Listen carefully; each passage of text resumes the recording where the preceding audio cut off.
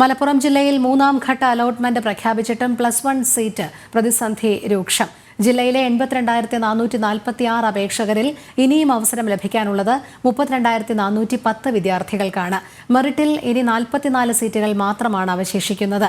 Management, sports, community കോട്ടകൾ ഉൾപ്പെടെ ചേർത്താലും 25,973 വിദ്യാർത്ഥികൾ പുറത്താണ്.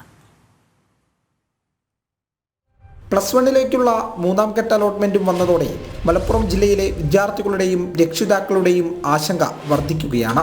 82,446 ജില്ലയിലെ അപേക്ഷകരുടെ എണ്ണം. മെറിറ്റ് സീറ്റുകൾ 50,080 മാത്രം. പ്രവേശനം ലഭിച്ച വിദ്യാർത്ഥികളുടെ എണ്ണം 50,036. 32,410 വിദ്യാർത്ഥികൾക്ക് ഇനിയും അവസരം ലഭിച്ചിട്ടില്ല. മെറിറ്റിൽ ഇനി ശേഷിക്കുന്നത് 44 സീറ്റുകൾ മാത്രമാണ്. മാനേജ്മെന്റ്, സ്പോർട്സ്, കമ്മ്യൂണിറ്റി കോട്ടകൾ ഉൾപ്പെടെ ചേർത്താലും ബാക്കിയുള്ളത് 6,437 സീറ്റുകൾ മാത്രമായിരിക്കും. ഇതുൾപ്പെടെ പരിഗണിച്ചാലും 25,973 വിദ്യാർത്ഥികൾ പുറത്തു നിൽക്കേണ്ടി വരുമെന്നതും വസ്തുത.